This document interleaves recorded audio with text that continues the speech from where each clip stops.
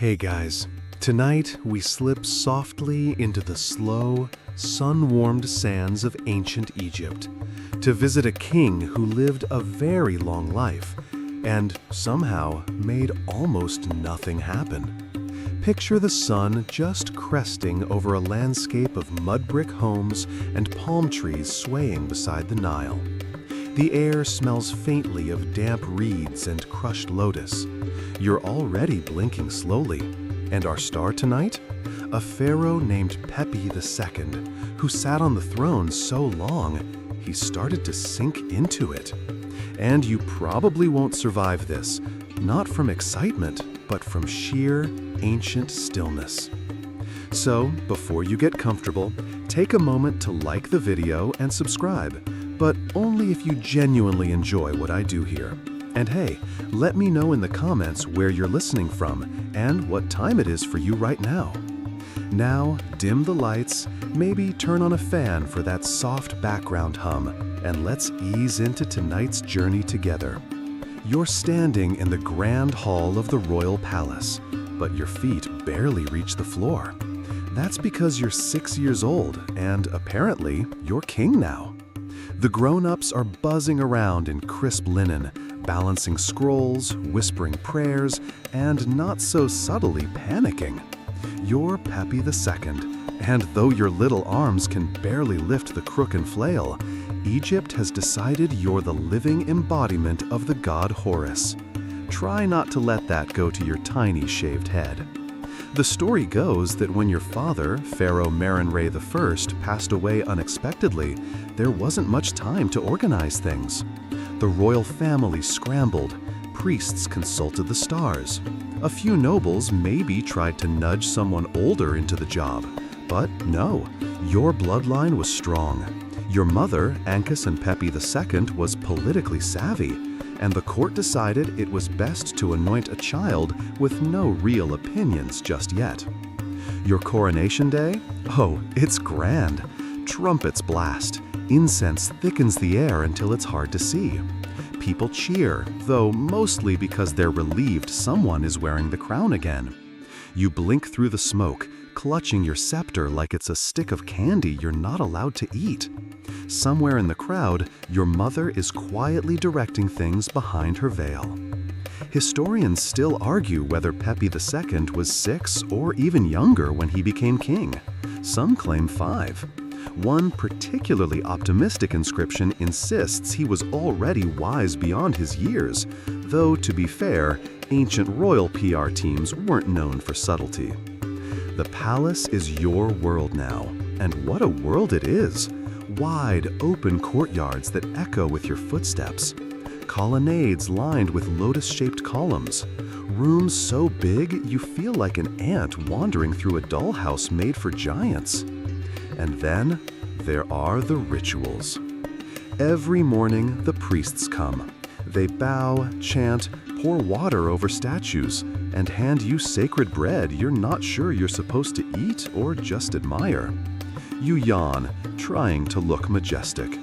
One time you sneeze during the hymn to Ra, and everyone freezes for 3 full seconds before resuming like nothing happened.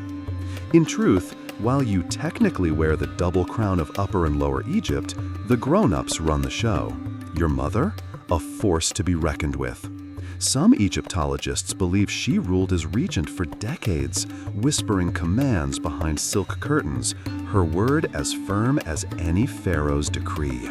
You're shuffled from one lesson to the next, reading hieroglyphs, practicing the art of looking divine in statues, being reminded, gently but constantly, not to pick your nose during religious processions. One of your earliest memories? A scribe gently correcting your royal decree because you spelled granary like granny. To be fair, ancient Egyptian is hard, even when you've got a palace full of tutors. There's also that one time you're carried out to the edge of the palace grounds to wave at a group of Nubian diplomats. You mostly wave at a pelican instead. Someone scrawls it into a papyrus scroll anyway, calling it a gesture of divine unity. As the seasons cycle, your legs get longer, your voice deeper, and your royal responsibilities heavier. But your advisors stay the same age, well, until they don't. Over time, a curious pattern begins. You, young king, outlast your teachers, your generals, even the chief priest who always smelled faintly of myrrh and onion soup. You start to notice something odd. No one ever really tells you no. Not when you ask for a pet mongoose in the garden, not when you suggest painting your tomb with pictures of frogs wearing tiny crowns. A few nervous chuckles, maybe, a scroll hastily edited, but never a firm no. Because you're not just king, you're God King, at least on paper. And it's a lot of paper. The scribes write constantly. They're your memory, your mirror, your PR machine. They write about how wise you are at age 9, how gracious you are at 12, and how you once ended a famine with a well-timed glance at the Nile. That one might be exaggerated. A quirky tidbit? Pepi II is said to have hated flies so much he'd coat his naked servants in honey to lure them away. No one knows if this is true or just ancient shade-throwing, but either way, it's the kind of royal privilege that really makes you wonder what the job perks are supposed to be.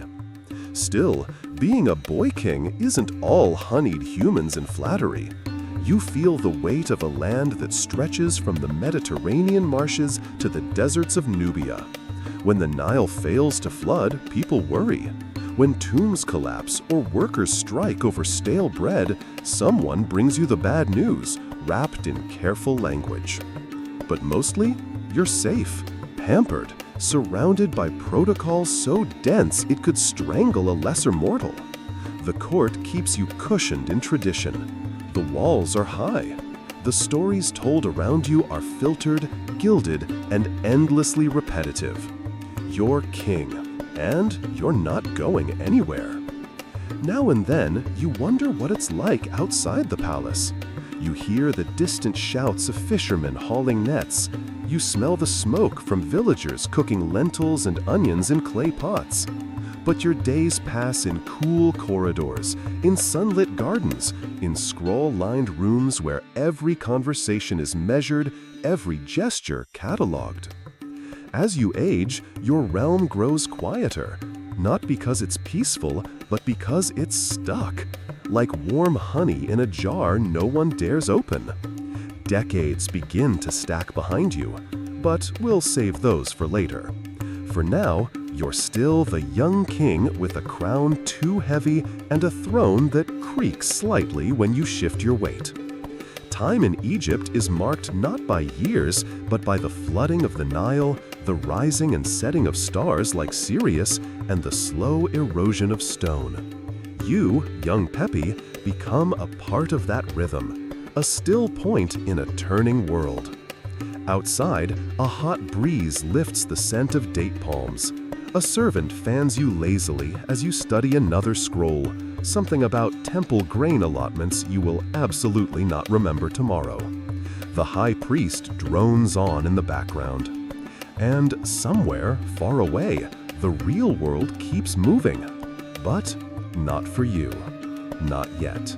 The morning sun slants through tall, painted columns as you enter yet another meeting. It's not really a meeting, of course, more a ceremonial performance disguised as one. You sit very still on your throne, which by now fits a little better than it did when you were 6. Your sandals dangle just short of the stone footrest. Someone places a bronze mirror beside you, angled just right so you can admire your profile, or at least check for beetle bits in your teeth. Before you, an endless line of officials forms, each holding a scroll, a token, or, most distressingly, a complaint. You're Pharaoh Pepi II, God on earth, but somehow your days are still full of people explaining why the same mud brick wall keeps falling down near Abydos. This is what passes for royal administration. The vizier steps forward first. He's wearing enough gold to build a small pyramid. His voice is smooth as old honey. He begins, "In year 43 of your divine reign," and your brain instantly begins to float. You've heard these preambles so often you can mouth the syllables along with him. It's like ancient karaoke. He drones on about border markers, taxes, temple grain inventories, none of which ever seem to change. Everyone nods solemnly. No one dares interrupt. There's a whole routine here, like an ancient ballet of bureaucracy. The treasurer will mention surplus wheat, though it's always just slightly less than last year. The high scribe will raise a concern about donkey distribution logistics. Someone will make a pun about jackals. The court will laugh, politely. No one will remember the joke tomorrow. And you sit through it all with your practiced expression, part divine serenity, part slowly dying inside. These court rituals, mind-numbing as they are how the kingdom holds together. They create the illusion of motion, even when the machinery has long since rusted. Historians still argue whether Egypt's administration under your rule actually functioned, or if it simply coasted along on momentum and mandatory optimism. Every so often, you're asked to speak. Something simple, a royal decree. Let the grain stores of Memphis be increased. Or, more often, let it be as it was. That one's your favorite. Vague, regal, and it usually ends the conversation. And so the hours stretch. You shift a little. The throne is limestone, no cushion. Your back twinges. The high priest of Ptah is now describing a goat dispute in Middle Egypt, complete with gestures and possibly interpretive sighing. You imagine a world in which royal duties include naps. Maybe one day you'll invent the ceremonial yawn, make it sacred, enshrine it in the temples, the yawn of Osiris. Just a thought. Outside, the city of Memphis bustles in the morning heat. But here in the hall of endless consultation, time stands still. The flicker of torchlight, the scrape of sandals, the scratch of styluses on papyrus. Every day, the same performance. The Nile floods, the Nile recedes. Someone somewhere is confused about barley rations again. Occasionally, someone brings news from the outer provinces, always wrapped in layers of assurance that everything is fine, even when it clearly isn't. A local governor grumbles about tax burdens. A pyramid builder asks for more rope. One delegation from Elephantine actually begs for more scribes because theirs keep falling asleep mid-sentence. You allow a gracious nod. Let new scribes be trained, you intone, secretly wondering if you should have trained as one yourself. At least then you could sit. In a way, your reign has become Egypt's long exhale. Nothing collapses outright, but very little builds either. Projects begin and stall. Temples are expanded in tiny increments. The roads remain dusty. The statues get more grandiose, but suspiciously more identical. A quirky little moment breaks the monotony once. A monkey, yes, a monkey, escapes from the royal menagerie and scampers into the hall mid-meeting. It jumps on the high scribe's back and mimics his arm gestures. You nearly laugh aloud. The court erupts in barely contained panic, torn between reverence and the very real fear of offending the divine order with simian slapstick. You decree the monkey be named Divine Echo. It's the liveliest moment of the entire decade. And then, back to the meeting. You sometimes wonder if anyone even listens to the words spoken here. One time, to test this, you intentionally decree that temple lamps in Heliopolis be filled with date juice instead of oil. No one questions it. 3 months later, a letter arrives complaining about a smell of sour fruit and broken lighting systems. You act surprised. Ah, yes, the will of the gods is mysterious. This is the power of inertia. Nothing moves quickly, but nothing dares stop. Officials rotate in and out. You remain, watching, nodding, occasionally sneezing during a sacred reading. Egypt, under your rule, becomes the land of slow motion. No great wars, no sweeping reforms. Just this steady, dreamlike repetition. An empire sleepwalking under the golden gaze of Ra. But beneath the stillness, you feel the wear. The palace is older now, some stones cracked, the plaster a bit dull. Servants whisper more these days. A few old families begin to jockey for influence, not through coups or assassinations, but with politely revised temple inscriptions and unusually generous gifts of wine. You approve everything, because that's your style. The gentle hand, the divine shrug, the king who floats above it all, like a lotus on the Nile. There's a strange comfort in this, in sameness, in the ritual of repetition, even as the world outside begins, very slowly, to shift. One of your generals, an ambitious man named Harkhuf, returns from Nubia with a caravan full of exotic goods, ebony, ivory, incense, and an exotic dancer from the equator. But all anyone wants to talk about is the tiny pygmy who knows how to somersault. You request to see him. That's for later, though. For now, you've got another 4 hours of grain logistics. A fly buzzes near your ear. You wave it away slowly.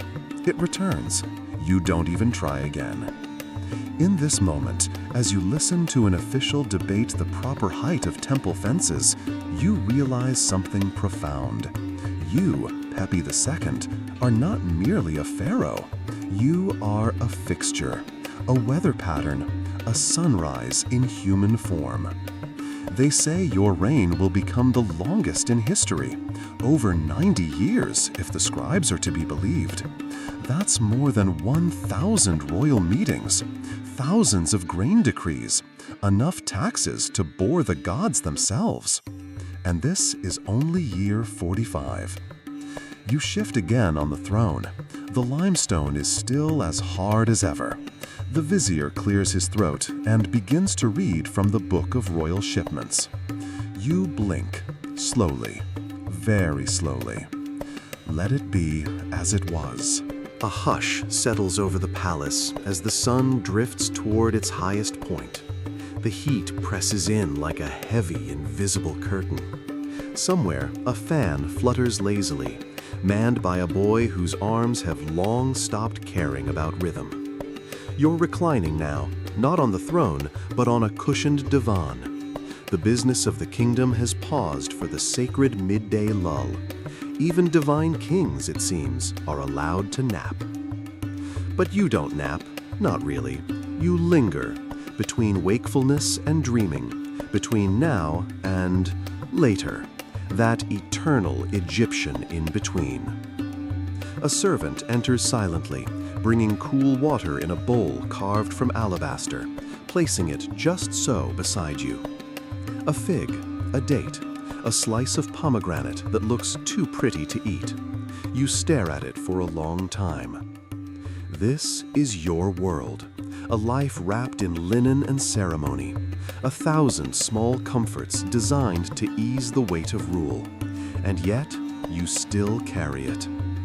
Pepi II, child god turned ageless monarch, you now glide through the decades like a barge on a still canal. Life repeats itself. The Nile rises, the Nile falls. Crops bloom and rot in cycles. Generals come and go. Scribes die and are replaced by their sons, or their nephews, or the occasional promising goat herder with neat handwriting. But let's pause for a moment, drift a little deeper into the corners of this peculiar royal life. Because it's not all temples and taxes. You've started collecting oddities. Yes, collecting. It begins subtly. A rare blue-glazed figurine from the Eastern Delta, a tortoise shell carved with miniature hieroglyphs, a reed flute from a village where they still worship crocodiles with full musical accompaniment. Soon, one wing of the palace is filled with such trinkets, each labeled in elegant ink, Object 3, Festival of Sekhmet, Year 48. One particularly weird item, a cat statue with actual whiskers, real ones, still attached. No one asks where they came from. You don't offer. You commission a scribe to catalog your collection. He does so in verse. Each object gets a poem. The verses get longer every year. Eventually, the catalog becomes its own object in the collection. Volume 6, Ode to the Wooden Hippo with One Eye. That hippo is your favorite. It wobbles. While your collection grows, so too does your court's fascination with your stillness. They begin to treat your lack of change as a virtue, as divine patience, as stability incarnate. Like Pharaoh, they say, let the sand settle before stepping. One governor sends you a jar of honey with a note, as sweet and unmoving as your justice. You suspect it's a passive-aggressive complaint about a missing grain shipment, but you accept it with royal grace and have the jar added to the collection. Meanwhile, rumors circulate in the outer provinces. Whispers. Pepi is eternal. Pepi has become a statue. Pepi never sleeps. One story claims you're so divine, your shadow no longer falls on the ground. That one's clearly nonsense, but you don't correct it. It makes a good myth. And besides, you don't walk much anymore. There's a fringe theory among temple scholars that you are no longer just human, but a living symbol. Not even you are sure what that means. What is certain, you've become background noise to your own rule. A sacred hum, a steady heartbeat under a quieting land. But not everyone is lulled. Some of the southern territories begin to pull at the edges. Not rebellions exactly, just absences. Reports go unanswered. Tribute arrives late. The governor of Wawat starts sending messages addressed not to His Divine Majesty, but simply Memphis. A subtle snub, a quiet shrug. Historians still argue whether this decline in centralized power was due to your extreme age, your aloof leadership style, or the slow, bureaucratic bloating of the state. Most likely, it was all three, braided together like a ceremonial beard. But you don't worry. Why would you? The state has always hummed along, always found its balance, always returned to center, like the Nile. That said, you do begin to notice something else. The walls. They whisper. Not in a spooky, supernatural way. No, in the way stone seems to remember everything. The echoes of footsteps from generations ago. The faint smell of ink and lotus oil. The dust that settles in hieroglyphic grooves, as if trying to read the story back to itself. You run your fingers along one wall in the palace archive.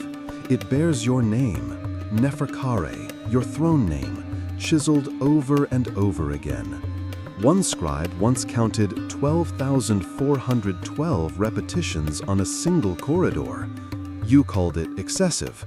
He called it necessary for eternity. You didn't argue.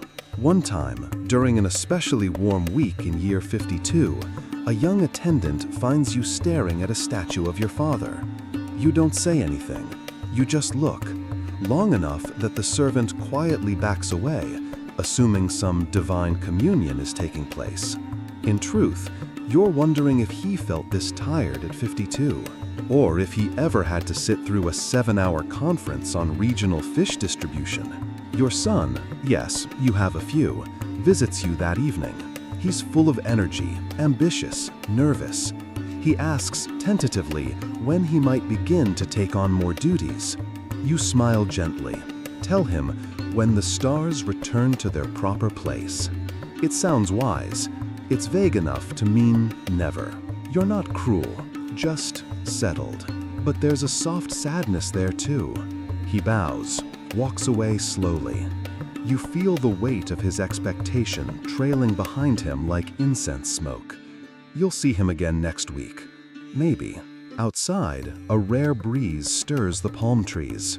A falcon cries overhead. A dust devil dances in the courtyard for a moment, then vanishes. You sip a cool drink, honeyed beer, maybe too sweet.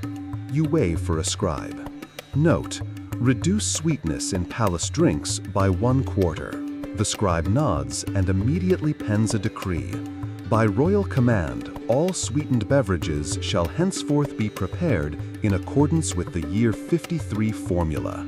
It will be debated in 3 temples, approved by a council of 5, and carved into the wall of the royal brewery. All because you didn't like the taste. This is your power now. Gentle, excessive, ceremonial, but real.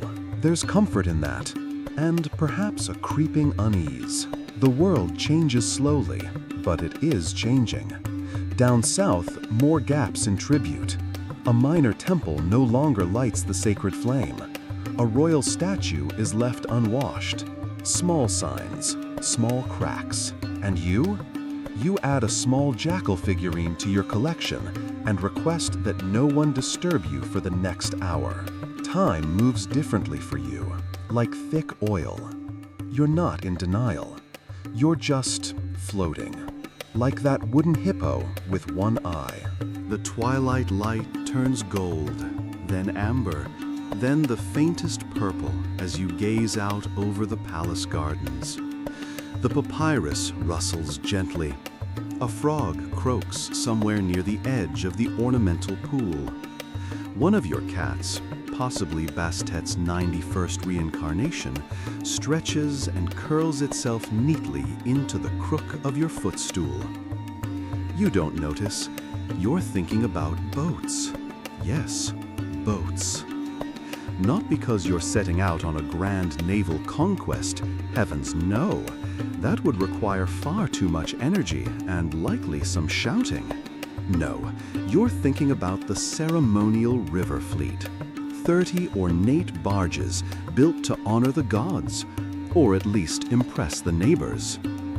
Lately, your officials have started using these barges for royal inspections. Each time one floats up or down the Nile, draped in linen sails and gold-painted trim, peasants rush to line the banks, thinking you might be inside. You rarely are. Most days you're reclining on your polished cedar bed, nibbling honey cakes and avoiding direct sunlight. Still, the illusion matters. The boats keep moving, and as long as something royal floats by every few months, the illusion holds. Your people love boats. They love the idea that Pharaoh might be sailing past, divine and aloof, squinting thoughtfully at fields of barley while contemplating the mysteries of Ma'at. Occasionally, you actually do this. Once, in year 56, you spent 3 entire hours on the Eye of Horus, squinting at absolutely nothing in particular, while 2 priests fanned you and 1 bard composed a poem about the shape of your earlobes. The poem was forgettable, but the breeze was lovely. And so the barges keep gliding, oars dipping like clockwork. You remain on land, watching from afar, occasionally waving from a balcony, just in case someone with good eyesight is watching. Meanwhile, the palace expands around you, slowly, haphazardly, like a city trying to keep up with a man who doesn't go anywhere. New wings are added. Garden courtyards are repurposed as archives. The archives spill into the baths. The baths become libraries. At one point, someone sets up a scribe's office inside what used to be the divine goose chamber. The goose is relocated. She is not happy. One of your newer scribes, young, eager, alarmingly cheerful, proposes creating a detailed map of the entire palace complex, a novel idea.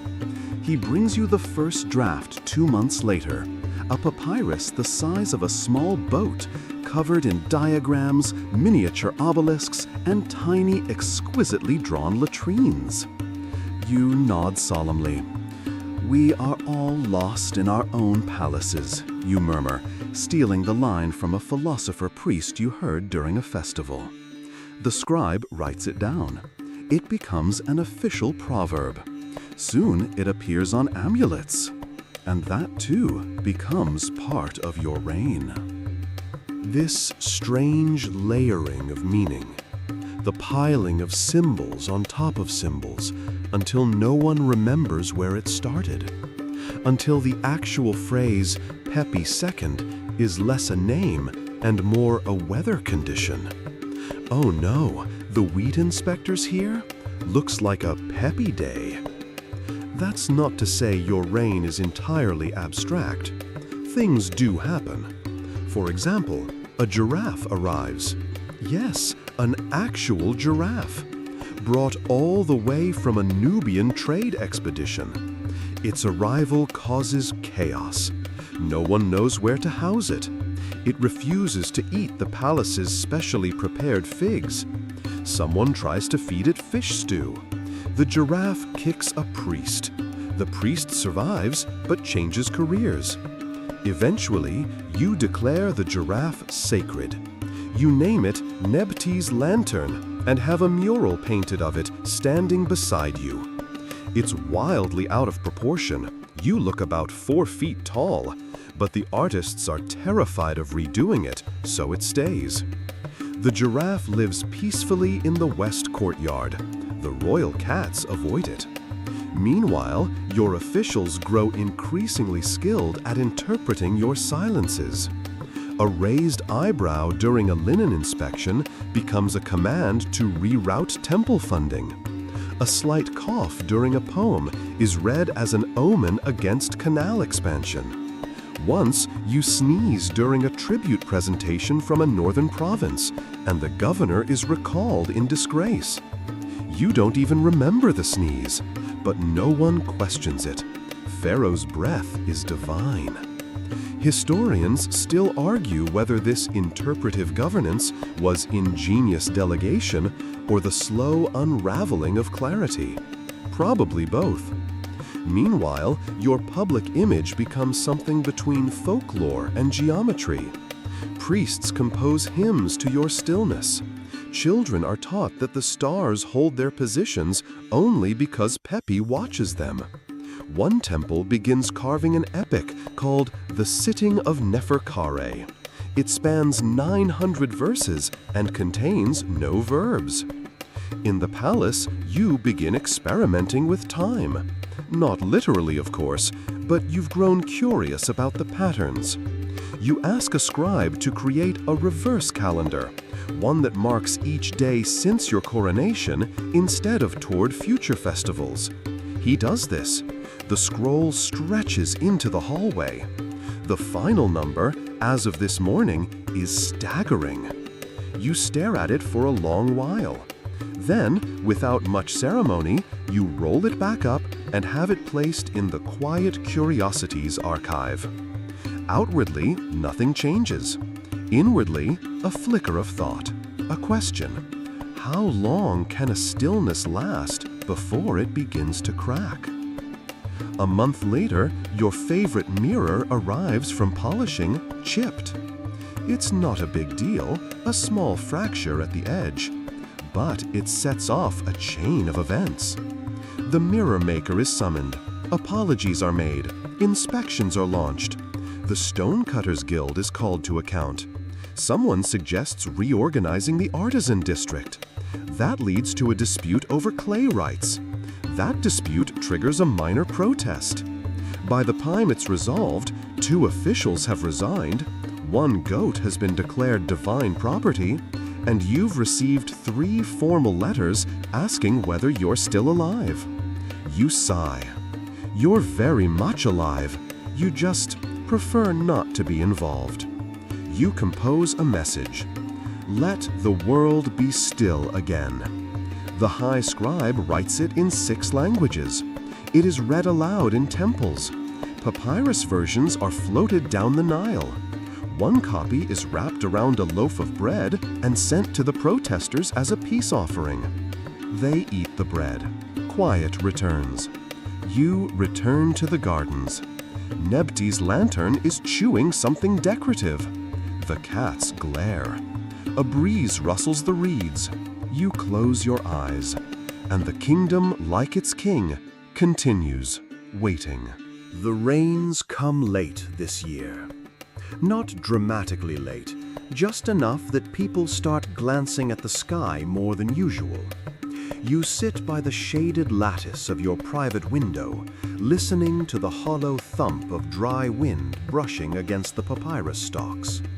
Someone has thoughtfully placed a bowl of scented water nearby, though no one can remember what the scent is anymore. You lift a hand, not to command anything really, just to see how it feels. A little stiff today. Your joints are like the hinge on an old shrine, sacred, rarely used, and faintly musical when they move. A court physician approaches later, fussing with herbs and something that smells like overcooked goose. He applies a salve with the texture of wet sand. You're assured it's for the vigor. You nod without conviction. The truth is, vigor left a while ago. You didn't wave goodbye. Instead, you've embraced something else. Drift. Drift is a kind of peace. You let things unfold. Not laziness, no. It's more like the steady watching of a flame, or the endless reshuffling of lotus petals in the wind. Sometimes, being Pharaoh means standing back and letting the game play itself. Still, the delayed flood sparks unease. The Nile's rhythm is sacred. Everyone feels it. Priests read entrails, farmers mutter to themselves. A group of temple astrologers declare that the stars have entered a disobedient phase. One very ambitious goat is blamed briefly. The goat is forgiven after headbutting a minor priest into a ceremonial urn. But the fields begin to suffer. Grain counts dip. Scribes start using phrases like slightly diminished yield and spiritually robust barley with practical shortcomings. You take this seriously, of course. You summon your council. They arrive in a flurry of scrolls, sandals, and sweaty apologies. The head steward presents the harvest reports, then quietly suggests encouraging communal faith offerings. Translation: throw a public festival so everyone stops panicking. You approve it with a blink. And so the Festival of Still Waters is born. A week of music, feasting, and dances designed to thank the Nile in advance for eventually cooperating. Every statue of Hapi, god of the river, is scrubbed, oiled, and given offerings. One is even gifted a necklace made from dried fish bones and turquoise. You're not sure Hapi wears accessories, but the sentiment is appreciated. You attend the first day of the festival from your balcony. People cheer. Children wave papyrus fans shaped like tiny boats. Dancers perform routines inspired by the movement of irrigation ditches. It's very specific and very muddy. One troupe does an interpretive number called The Gushing of the Canal. It's surprisingly moving. You find yourself tearing up slightly, though it might be the incense. Later, you receive a gift from a farming commune, a loaf of bread in the shape of your face. It is not accurate. You accept it graciously and store it beside the bread shaped like your giraffe. In the midst of the celebration, a fringe scholar, a dusty man who talks to himself and keeps a pet mongoose, declares that the Nile's irregularity is due to hidden humors within the Earth's belly. He presents a clay model. It wobbles. No one listens. The mongoose seems skeptical. But the celebration works. 2 days later, the first murmur of rising water reaches the palace. A collective sigh. Not relief exactly, but a soft letting go of tension, like loosening a belt after a large meal. The Nile, moody as ever, decides to return. Not generously, but enough to keep famine at bay. The people rejoice. Priests claim their songs were successful. You nod from your balcony, expressions somewhere between divine detachment and mild boredom. But you're watching, always watching. You notice the growing complexity of the priesthoods, rivalries, interpretations of omens that contradict each other but both claim your divine favor. A cult forms around a beetle found during a solar eclipse. They call it the rolling truth. You let it happen. Why not? It keeps the young priests busy. You begin to notice how often people are referring not to you, but to the idea of you. By the will of the Eternal One, in the shadow of the unmoving throne. Pepi has dreamt it, so let it be. It's flattering and a little lonely. Even your own decrees are now written in the past tense. Thus did the Pharaoh command.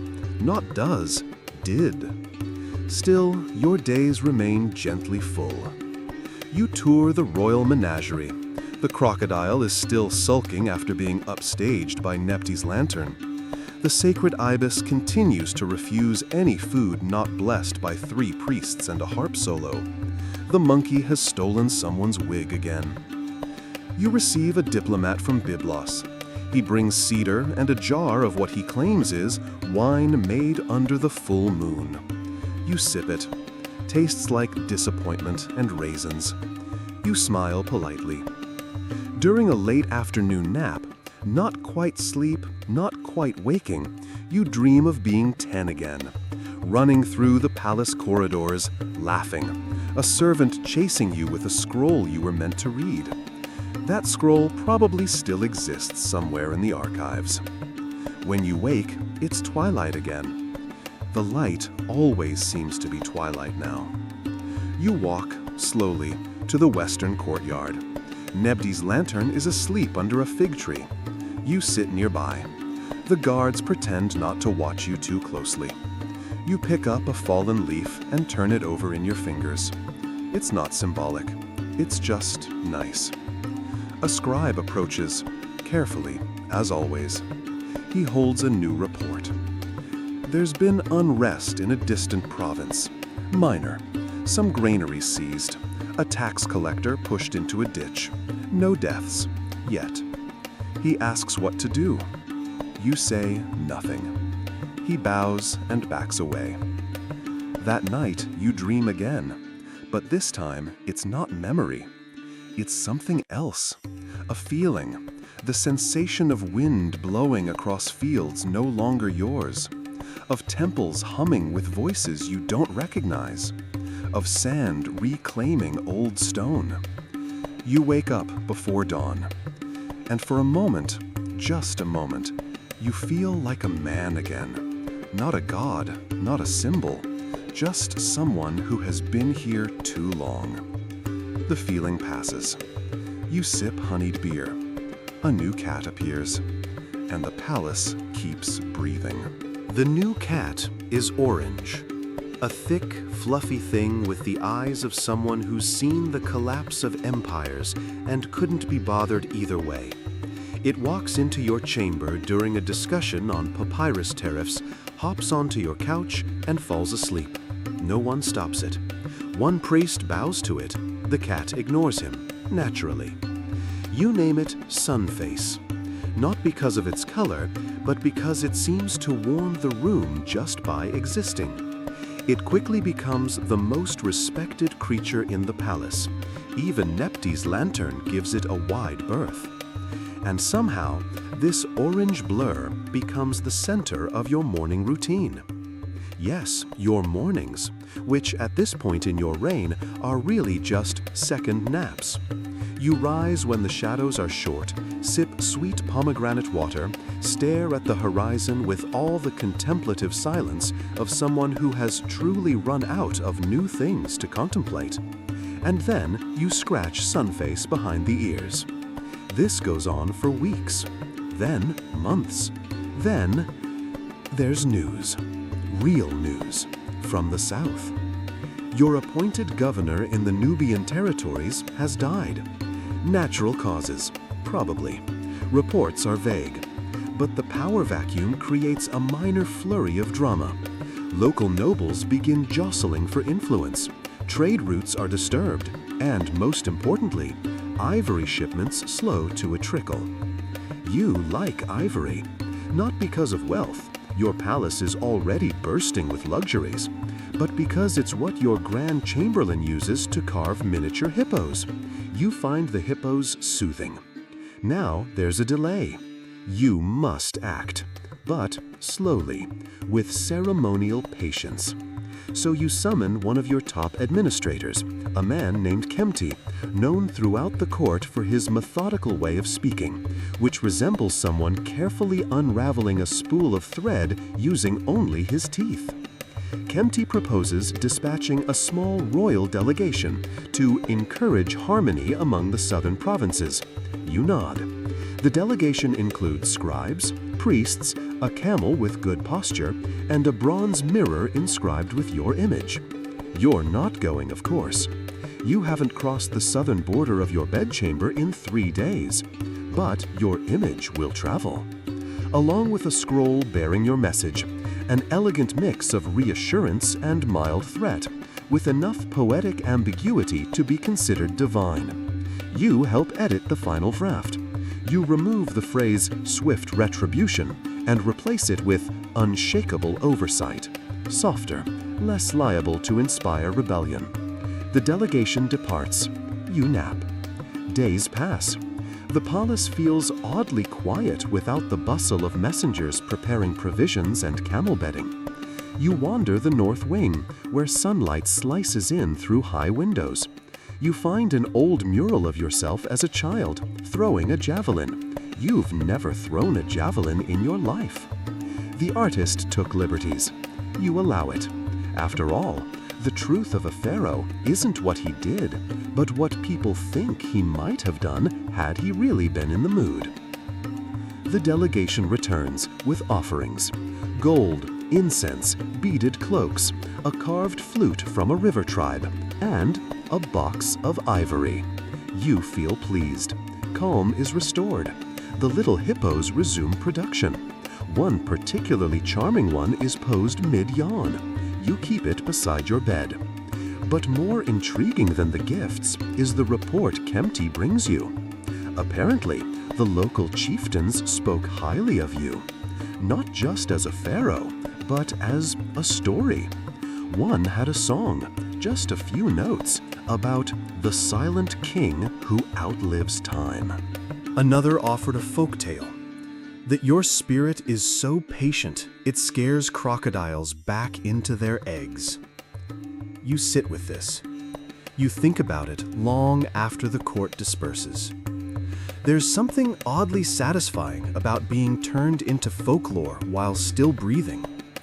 But it also starts to raise questions. If you're already a legend, what does that make the rest of your life? A footnote? An echo? Historians still argue whether Pepi II ever understood the full implications of becoming mythic while alive, or if, like many of his contemporaries, he simply leaned into it with increasingly exaggerated hats. You make no changes to policy.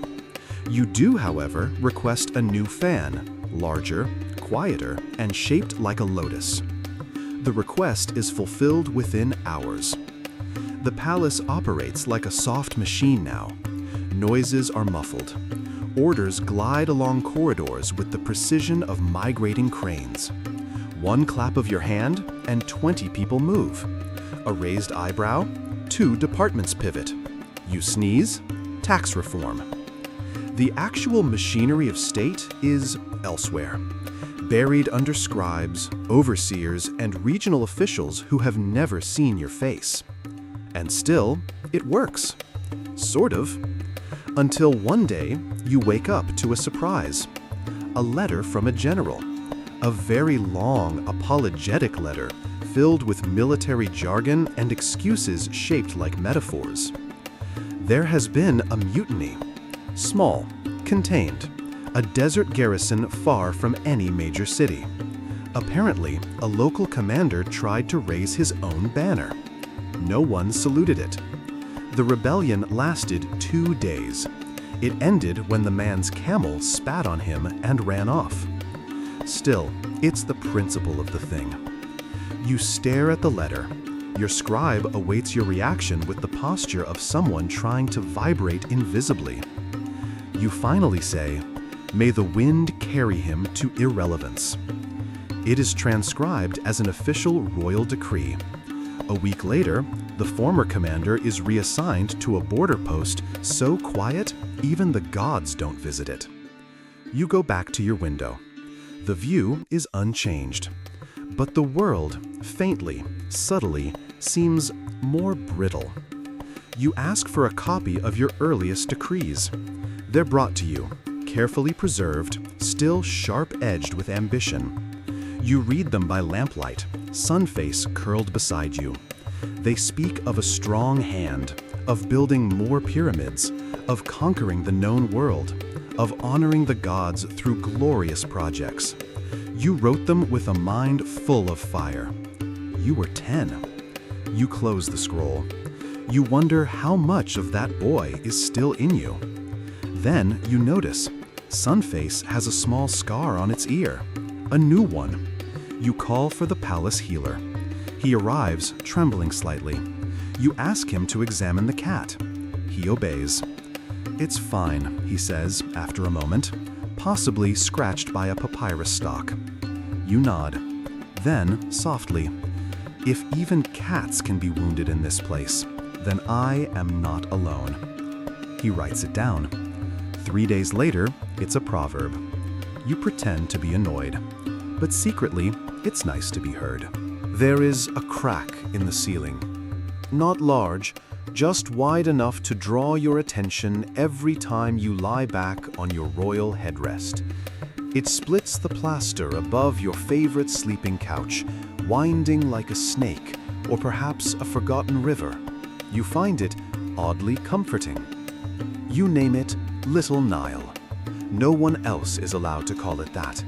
The court architects are informed of the crack, of course. 3 of them show up within the hour, each offering a theory more theatrical than the last. One insists it's the result of a shifting spiritual imbalance. Another blames termites. The third says something about the sigh of ancient bricks. None of them suggest fixing it, not because they can't, because it's your ceiling. If you decide the crack stays, then the crack stays. So it stays. Little Nile becomes a quiet companion to your afternoons.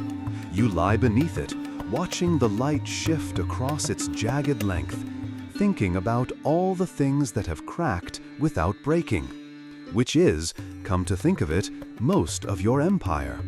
Because it has cracked. Softly, slowly, like a linen cloth pulled just a little too tightly across too many ceremonial tables. Taxes are still being collected, mostly, but more in bundles of dried reeds than gold. The priesthoods still chant your name, loudly, but with the energy of people reciting a shopping list. Towns are still governed in your name, technically, but often by men whose loyalty is measured by proximity to a granary. Historians still argue whether the system of regional governors you once approved was a stroke of administrative genius or the slow drip that hollowed the royal center. Probably both. Definitely both. You receive a visitor, a childhood friend. Well, friend might be generous. A boy who once beat you at Senate and then spent the rest of the week running from guards. Now he's an old man with polite knees and a leather pouch filled with stories. He's been living in a fishing village for the past few decades, keeping the peace, counting boats, and teaching children not to tip over when they try to fish standing up. He kisses the floor before you, standard protocol. You tell him to stop that nonsense. He laughs. It echoes down the hallway like something from another world. You share a meal. Figs, roasted duck, and melon wine that tastes like someone tried to ferment a breeze. You talk about nothing, and then something, and then the memory of something. He says, "You remember that summer we built a raft?" You nod. You do remember. It was more a pile of reeds than a raft. It floated long enough to convince the royal guards that you drowned. You were 6. They still talk about it at festivals. The day the Nile stole the sun, someone once called it. Your friend leans back. That was the last time you did something stupid. You chuckle. No, I ruled Egypt for 80 years. That probably counts. You both laugh. It's the most honest sound the palace has heard in months. The next morning, you send him home with a new fishing net and a carved box of salt. He leaves behind a poem etched into the corner of your sun porch. It says, "The long Nile does not ask where the water has been." You pretend not to read it every day after that. There are rumors now, small ones, muted, but steady, that someone in the western provinces is claiming to be a descendant of a long-lost royal line, that certain temples have started offering prayers for guidance rather than specifically naming you, that one ambitious governor tried to issue a decree without your seal. It was torn down, quietly, but it happened. The machine still runs, but you can hear the creaking. So you do what any great, aging monarch might do when faced with the slow fray of empire. You hold a boat race. Yes, really, the Festival of Oars. A pageant of wooden vessels, gold-painted rowers, musical flutes, and an award made entirely of sesame seeds glued together in the shape of your cartouche. Everyone comes. Every noble family that still matters, priests from all the major temples, ambassadors from cities you forgot still existed. Even the sacred monkey who steals 2 ceremonial paddles and tries to start its own boat. The races go as planned. Someone capsizes in front of the oracle's barge. An oar breaks dramatically during the final sprint. A child sneezes during the opening prayer and is henceforth known as Windborn. You sit on your river throne, a gently floating platform draped in lilies and cushions, and watch it all. Not because you care who wins, but because you know that spectacle is the last glue holding many things together. People leave the festival glowing, laughing, reassured. And for a while, it works. The mood lifts, reports from the provinces grow slightly more enthusiastic. One governor even sends a crate of honey-dried eels. You hate them. You accept them anyway. And then, more silence. A different kind of silence. The kind that grows between stone blocks. The kind that settles in rooms too large for the conversations they now hold. You wander the library one afternoon. It has changed. Fewer scrolls, fewer scribes. One apprentice is copying your biography onto papyrus dyed blue. You ask him why. He stammers, says it's for the heavens. You nod. You look at the scrolls. Some still bear the wax seal from your first year as pharaoh. Others are cracked with age. You pull one at random. It's a list of cows. You put it back. That evening, as the sun slumps behind the western hills, you sit with your priest of records. He's a thoughtful man, known for saying, "Let's reconsider that," at least twice per conversation. You ask him what happens after the last pharaoh dies. He doesn't answer right away. Finally, he says, "The temples stay. The people keep eating. Names become sounds. Sounds become winds." You nod. He leaves you with a final report. There are rumors in the north again. A child born with a birthmark shaped like the Eye of Horus. Some call her the New Dawn. You smile faintly. You write one final line in your own hand. Rare now, but still practiced. "Let her rise when I fall." No one knows what to do with that line, so they carve it into a wall and build a flower garden beside it. Sunface curls up near your sandals. The breeze carries dust across the courtyard. The crack in your ceiling seems slightly wider today. You don't mind. You trace it with your eyes. You breathe. You wait. Because even gods wait sometimes. Especially the quiet ones. Your sandals no longer fit. Not because your feet have grown, though in your younger years they were infamously wide, and once inspired a very confused artisan to design the largest royal slipper in recorded history, but because the leather has simply given up.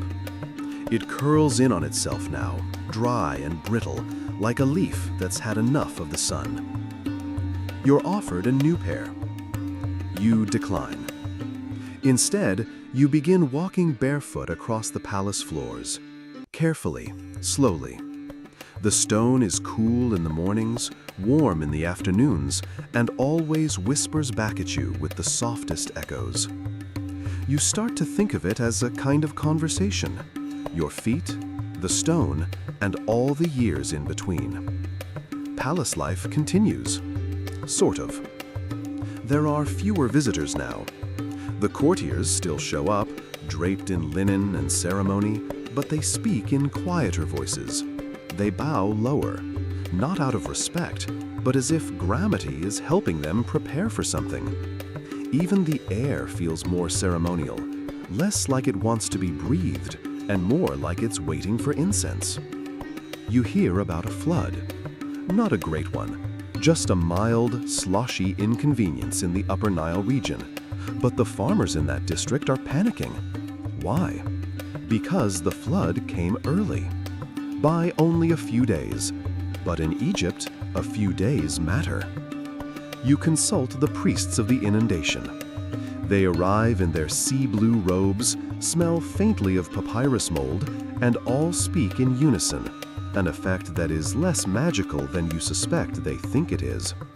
They say, "It is a sign." Of what? They glance at each other. One finally whispers, "Transition." That word again. It's everywhere lately. Transition, change, renewal. All very poetic ways of saying, things are wobbling. Historians still argue whether Pepi II's later reign saw a significant ecological shift or simply suffered from royal disinterest. The truth, as usual, is probably both. Climate doesn't wait for human boredom, but boredom does make climate harder to manage. You ask for your royal calendar. The astronomer priests bring it, dust it off, and unroll it before you. It's massive. Months, cycles, festivals, alignments. You point to one date. They nod. That's your birthday, Majesty. You nod back. Then point to another date. They freeze. That's the day of Osiris's descent. You smile. You like the symmetry. You quietly mark it with a blue dot. No one asks why.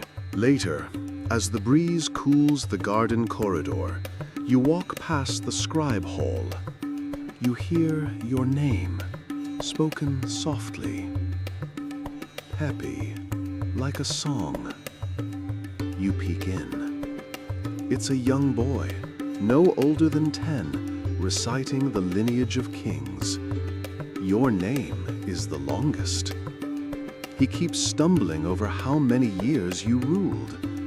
The scribe corrects him, 80, or maybe more. The boy frowns. That's forever. The scribe laughs. It feels that way sometimes. You leave before they see you. That night, you don't sleep. Not from fear, just from fullness. Your mind hums with every memory it can hold. Processions, grain barges, the scent of lotus oil. A diplomat from the Levant who spoke in riddles. A beetle that once crawled into your sandal and refused to leave. A priest who claimed to see your face in a cloud. You remember all of it. Well, most of it. There's a knock at your chamber door. Not a loud one, more like a breeze that got confused. It's a messenger, very young, very nervous. He carries a scroll from the Red Land, border reports. You wave him in. He reads it aloud, hands trembling. Minor raids, sandstorms, caravan delays. You nod. He looks unsure. You ask his name. He says, "It's Casa." You thank him. He blinks, then blurts, "Are you tired, Majesty?" You smile. "Yes, but not the kind of tired that sleep fixes." He nods, as if that made perfect sense, then leaves.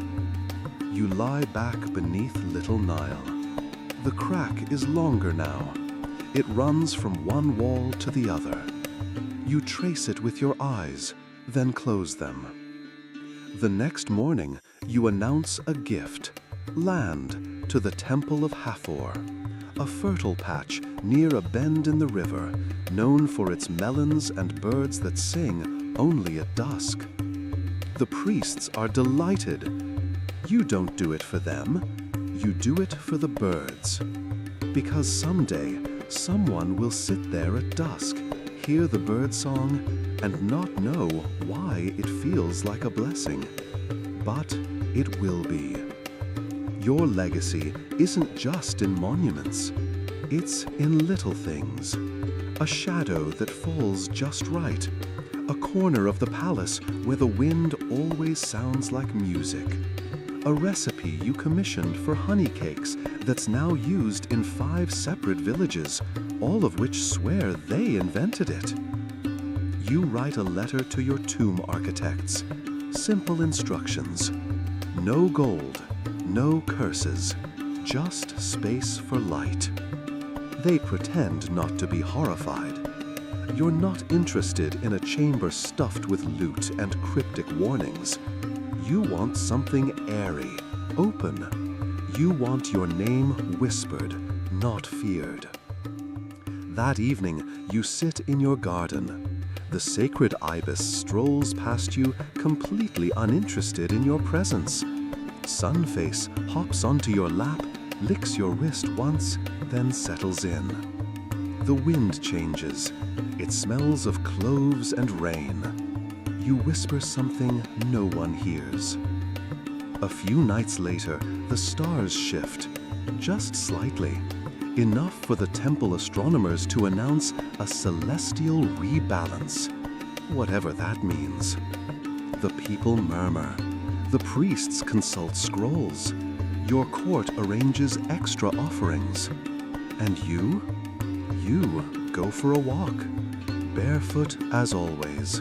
Through the halls, past the murals, beneath columns that remember more than you do. You walk until you reach the oldest part of the palace, where no one goes. Not because it's forbidden, but because it's forgotten. You find a bench carved with symbols that haven't been used in 50 years.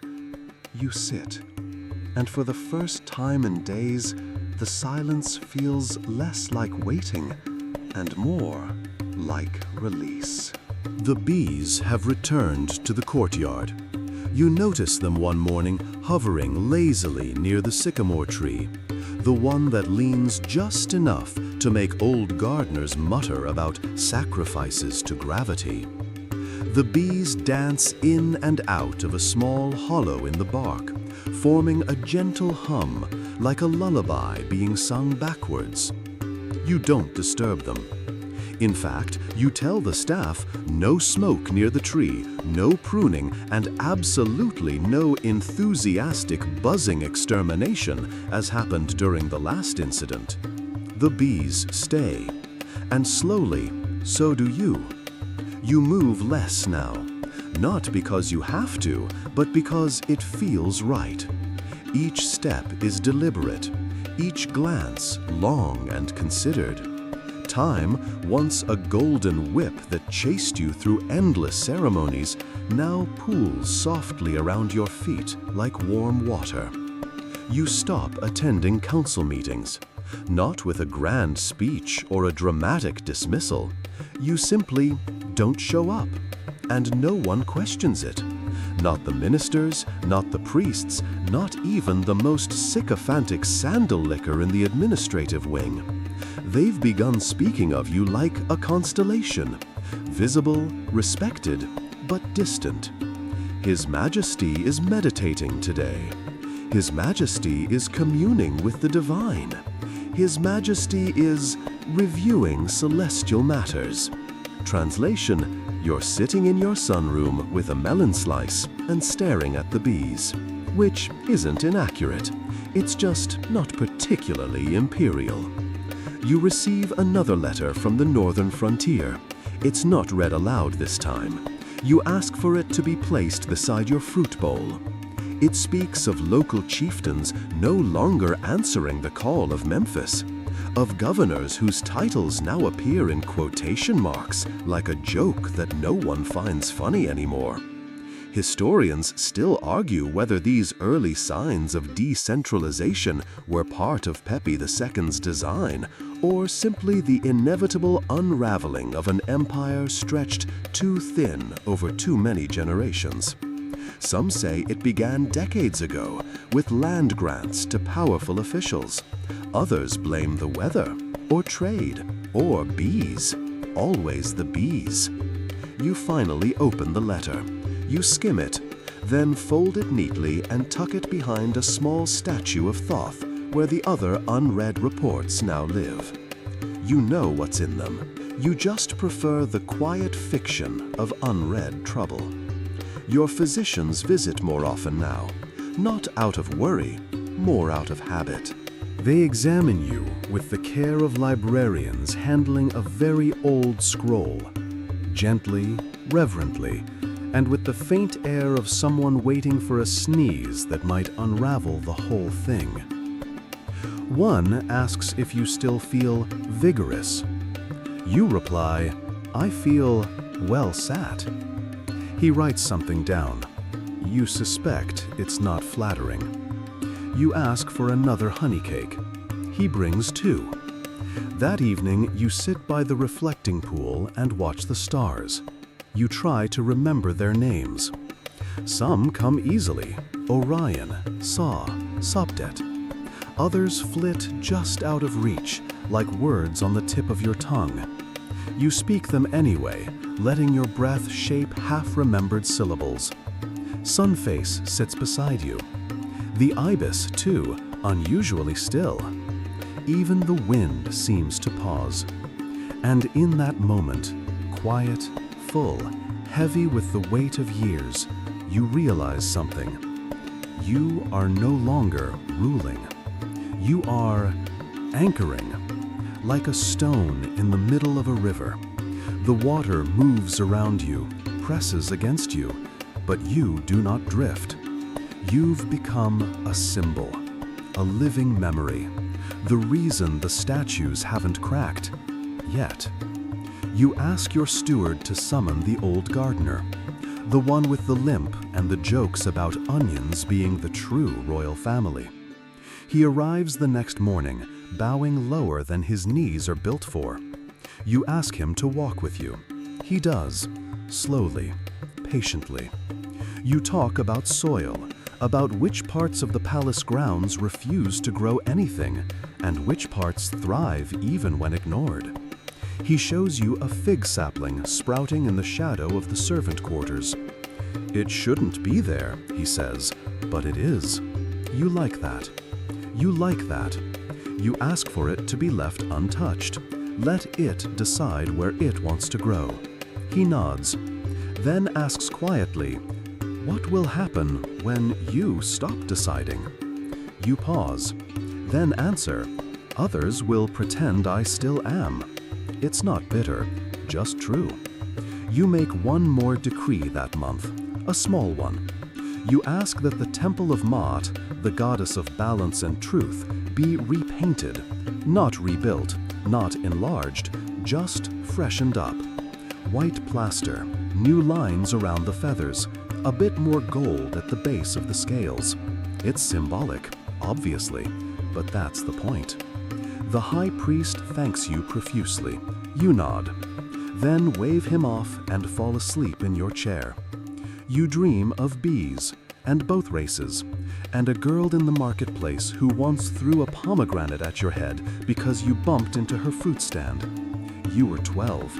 She was terrifying. You wonder where she is now. A few weeks later, a diplomat from the Red Sea port visits. He brings silk, incense, and a gift he claims is a water clock, but looks suspiciously like a decorative bowl. You accept all of it. He asks how your health is. You say, "Still breathing." He laughs nervously, then asks if you plan to name a successor. You smile and say, "I plan to finish my melon." He takes that as a yes, which is impressive, really. You respect a man who can extract meaning from fruit. Historians still argue whether Pepi II ever formally named a successor. Some believe he favored a distant nephew. Others insist his silence was deliberate, to let the next leader rise naturally, or because by then he simply didn't care. You do care, just differently. You care about the garden paths staying swept, about the bees being left alone, about the sandals being soft and the priests being less dramatic. You care about the sycamore tree, and the fig sapling, and the child who sneezes during ceremonies and is now called Windborn, as if that's a perfectly reasonable title for a 4-year-old who once fell into the Nile. The court still meets, the temples still chant, the cooks still try to guess what you'll crave next. But slowly, quietly, people are learning to rule without you. And that, perhaps, is your last great gift. Not temples or scrolls, not monuments or golden sandals, but space. Space for others to grow into, even if it cracks a little first. The palace sounds different now. Not quieter exactly, just rearranged. The echoes take longer to return. Footsteps seem less urgent. Laughter, when it comes, floats a little too freely, like a reed boat with no tether to the shore. You notice that no one bows as deeply anymore. Not out of disrespect, but because your presence has softened. You've become less of a storm to navigate and more of a landmark to drift past gently, as if even the breeze knows to lower its voice when passing through your chambers. The bees are still here. The sycamore is blooming oddly early, and your sandals have disappeared entirely. You suspect one of the attendants spirited them away to preserve them in oils and linen, as if someday, long after you're gone, a scholar will uncover them and whisper reverently, "These once touched the tiles of Pepi II." You would rather they had stayed on your feet, or better yet, been passed on. There's a knock at your chamber door. Not the soft, hesitant kind. This one is structured, intentional. It's Teti, not the original, obviously, but Teti IV, named after the founder of the 6th dynasty. He's the current overseer of Upper Egypt, barely 20, and so earnest it almost makes your teeth hurt. He bows. You motion him in with your fruit knife. He sits, uncomfortable on the edge of his seat, like he expects the cushion to bite. He brings a report about the grain stores near Elephantine. There's been hoarding. A few local officials are skimming the surplus, keeping it from the temples, redirecting it to their own villages. You nod. He asks, should we send word? Punish? You ask, how long has this been happening? He hesitates, then admits, at least 2 seasons. You nod again. You don't offer orders. Instead, you point to the bees. He stares. Then, in a voice that trembles with confusion, asks, what do insects have to do with grain theft? You smile and say, nothing, unless you look closer. This does not comfort him, but it teaches him. You can see it in the way he squints, recalibrating his understanding. He'll go back to his district and make his own decisions. Some good, some flawed, but his. And that, you realize, is all you can hope for. Historians still argue whether the fading grip of Pepi II's administration was deliberate or a symptom of royal senescence. Was it wisdom, a slow fade into decentralization with dignity, or simple inattention after 80 years of royal repetition? The debate, frankly, bores you. You once governed every inch of Egypt with ferocity and finesse. Now, you are content to be an idea wrapped in linen, gilded in memory, and floating just above the reach of consequence. Your scribes ask for one final set of proclamations. You tell them only one. They lean in, styluses poised like falcons. You say, let the farmers rest during the longest flood. Silence. Then, that's it? You nod. They fidget. One asks, do you wish to enshrine this in stone? You say, no, in rest. That afternoon, a priest offers to chant a renewal prayer. You let him. He's nervous, keeps glancing at his scroll like he's forgotten the words to his own devotion. When he finishes, you hand him a pomegranate. He stares at it, then bows lower than necessary, and backs out. You eat your melon slice slowly and stare at the horizon. You remember something odd, a dream from childhood. You were floating above the Nile, watching boats pass, only the river was made of tiny golden letters, glyphs swirling in slow, tidal patterns. Every movement wrote a different version of the future. You remember thinking, which one is real? You never figured it out. But now, it seems the answer might have been all of them, or none. Depends who's reading. You visit the Royal Library for the first time in years. Dust coats the air like incense. Scribes scurry, startled by your presence. One knocks over a pile of scrolls and immediately begins apologizing to the scrolls, not to you. You laugh. It surprises you. It surprises them more. You spend hours flipping through scrolls of old treaties, grain ledgers, records of crocodile sightings, and one particularly dramatic poem titled When the Moon Forgot the Sky. You read it twice, then quietly pocket it. Later, by lamplight, you ask your steward to summon the royal sculptor. He arrives looking panicked, covered in powdered limestone. You point to the back wall of your chamber. Carve something, you say. Anything, but no names. He blinks. No cartouche. You shake your head. Just a shape. Something people can see and wonder, why this? He stares at the wall, then nods. You leave him to it. Days pass. The river floods again, early this time. The birds migrate later. The bees grow quieter. And somewhere in the western deserts, a small caravan vanishes. The news reaches you by rumor, not by scroll. You let it settle in your chest like cooled ash. The world turns. Your chamber now smells of cedar and salt, a blend you once associated with new ships. You're not sure who changed the oils. You suspect the same hand that stole your sandals. One morning, you wake before the sun. You walk the entire palace. No attendants, no guards. Just you, barefoot on cold stone, wrapped in linen so fine it whispers when you move. You reach the oldest garden. The fig tree is still there. Taller, more certain, you sit. Watch the horizon bloom with light. And for a moment, you think, this could be the end. But it isn't. Not yet. There's a little more unraveling to do. A little more silence to make room for. And always, the bees. The bees are gone. One morning, you sit beneath the sycamore, melon slice in hand, and notice the hush.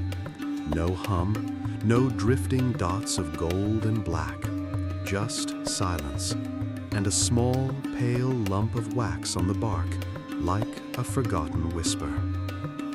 You stare at it for a long time. Then you nod once and keep eating.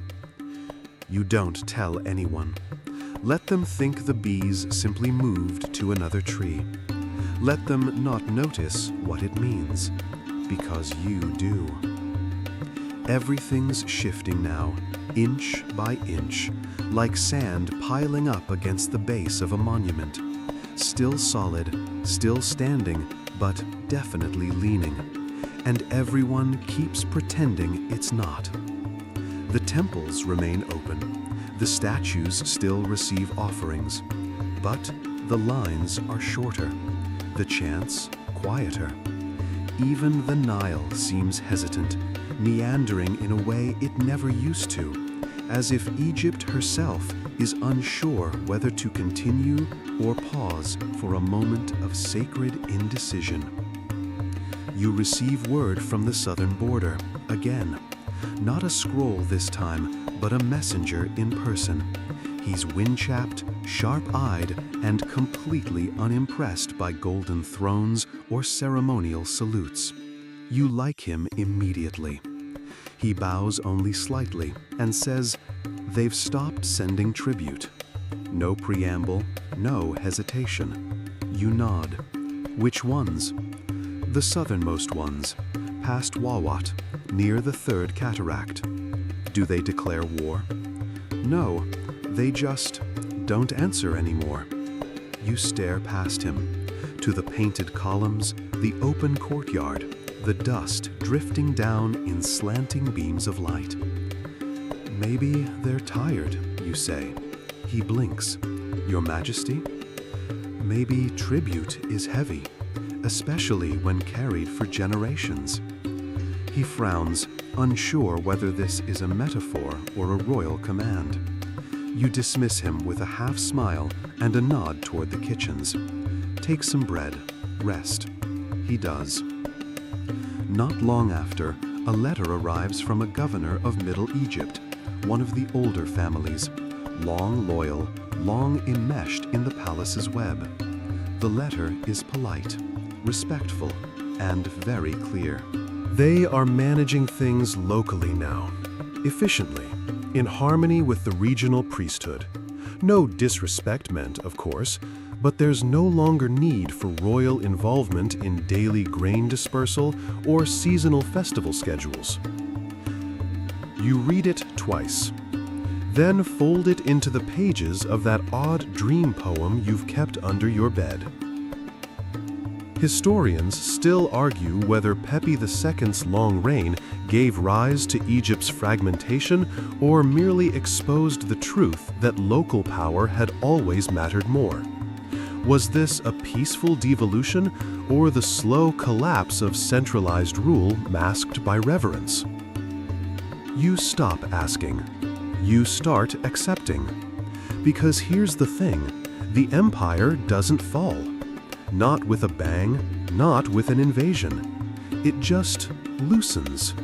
like a garment slipping off a shoulder, like an old scroll cracking at the fold. People still call you Pharaoh, they still bring offerings, but sometimes they skip a day, sometimes two. You receive a shipment of sandals from a northern artisan, hand-stitched, dyed with lotus blue, embossed with your name. You place them on a shelf, never worn, just a reminder. You remember the cobra headdress, how heavy it was at age 6, how it pinched, how the first time you wore it in public, you cried, not from fear, but from the sheer weight of it. They told you to smile anyway. You did. You always did. Even when your legs hurt, even when the ceremonies dragged on for hours, even when the hieroglyphs inscribed on temple walls began referring to you as beloved of the gods rather than ruler of men. Now you wonder what the gods think. You ask the temple priests to read the stars. They perform the rituals. They chant. They scatter incense and utter syllables only half understood. Then they look at you, hesitant, and say, "The stars are quiet." You nod. That makes sense. You spend a day in the records room, not issuing commands, just browsing. You find documents from your 4th decade as ruler, reports about fort construction, grain uprisings, trade routes with Punt. You remember being furious about a stolen barge once. You chuckle. A stolen barge. Back then, it was the end of the world. Now it feels like the punchline to a very long joke. You turn the page. There's a census scroll, brittle with age, from year 53 of your reign. Names you no longer recognize. Families long gone. Some crossed out. Some added in delicate later ink, as if they whispered their way into history after the fact. You press your hand to the page, not for ceremony, just to feel something that remembers. The bees may be gone, but their hum lingers in your bones. You have a dream. You're back at the edge of the Nile. You're not wearing the crown. You're not even wearing sandals. You're just there, watching a boat push off from shore. On board is a small child, waving. They look like you, but they don't wave back. They're waving towards something behind you. You turn, but nothing's there. Just wind and the long stretch of sand. When you wake, it's raining, a rare thing. You ask the servants to leave the windows open. Let the water in. Let it wash the stone. The drops leave little trails down the walls, and for a brief moment, the palace breathes. Like the columns inhale, like the floor exhales. You smile and lie back. You hear someone outside, Teti again, the junior official. He's organizing shipments of barley, arguing with a scribe about tax tallies.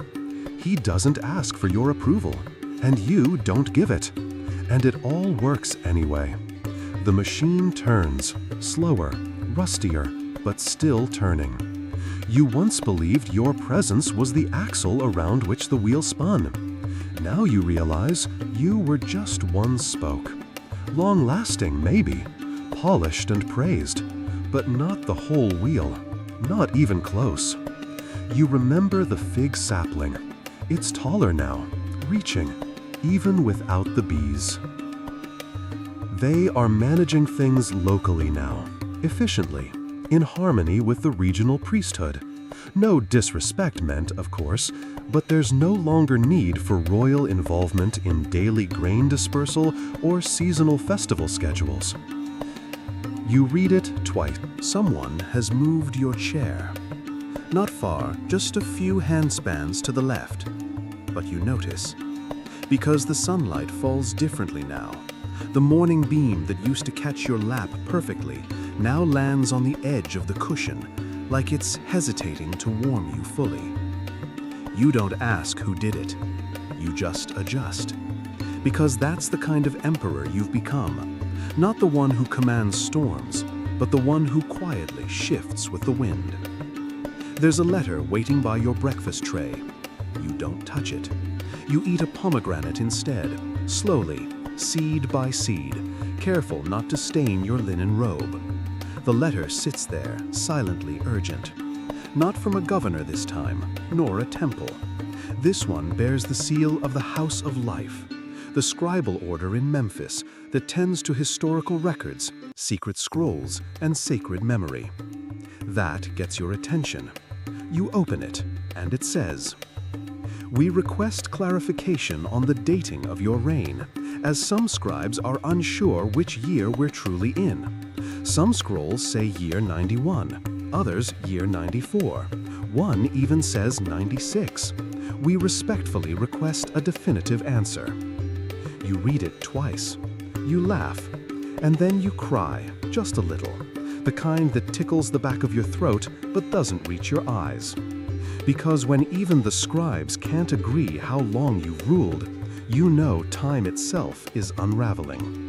Historians still argue whether Pepi II truly reigned into his 90s, or if later regnal years were simply ceremonial, with local leaders taking the real reins as the king faded into symbolic silence.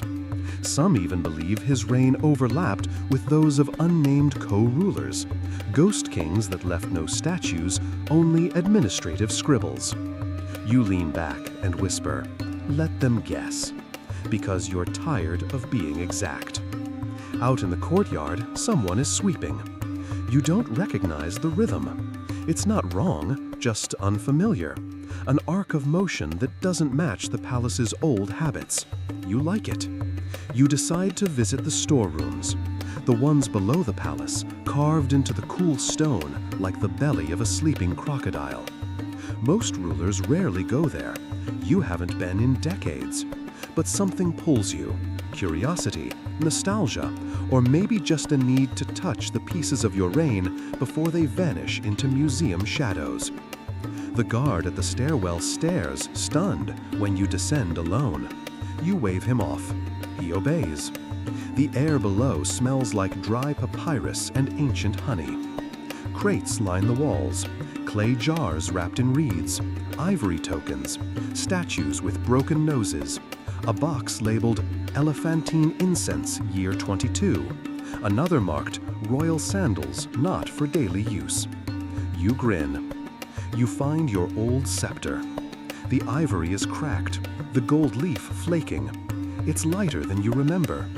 You carry it anyway, tapping it gently on the stone as you wander deeper. In the far chamber, you find something peculiar. A carved limestone tablet, unfinished. It depicts you, or someone meant to be you.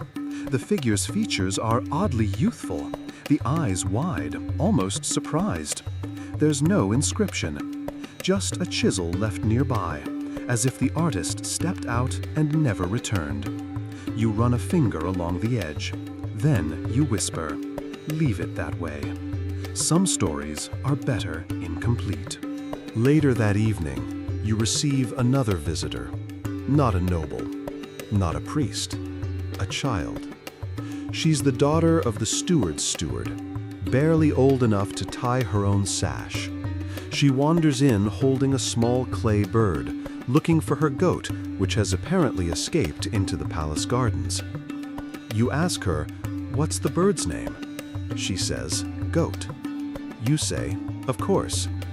She sits beside you without asking and offers a handful of dates. You take one. She watches you chew. Then says, "Are you the king?" You nod. She looks unimpressed. Then says, "You look sleepy." You smile. Then nod again. You are. And somehow, that's okay. The girl leaves when her nurse finds her, dragging Goat, the clay bird, behind her.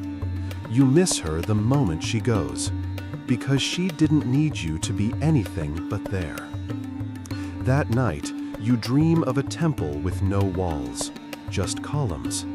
Endless columns, stretching into the horizon, all carved with your name. But the wind keeps blowing sand over the glyphs, blurring them, smoothing them out. And you don't stop it. You just walk, hand trailing along the stone, feeling the names dissolve. One of the palace architects visits the next day. He's nervous. He says, "We've finished the relief for the northern hypostyle hall, Your Majesty. We await your final approval before sealing the design." You ask, "What does it show?" He clears his throat. "A depiction of your first said festival. You're shown leaping across the ritual line." You nod. You remember that leap. You were so young. Your sandals were too tight. Your leg cramped halfway through the sprint, but you smiled anyway. The people cheered. The drums drowned out your stuttered breath. You say, "Change the design." The architect looks panicked. To what? Show the people. What people? All of them. The ones who built, the ones who prayed, the ones who waited. He hesitates. Will your name still be central? No. Silence. Then, quietly, as you wish. You spend the next few days by the window, watching, not ruling, just watching. Birds migrate. The river rises. The sun doesn't care how long you've reigned. It rises. It sets. You close your eyes and count the steps it takes for the wind to cross your chamber. 1, 2, 7. Always 7.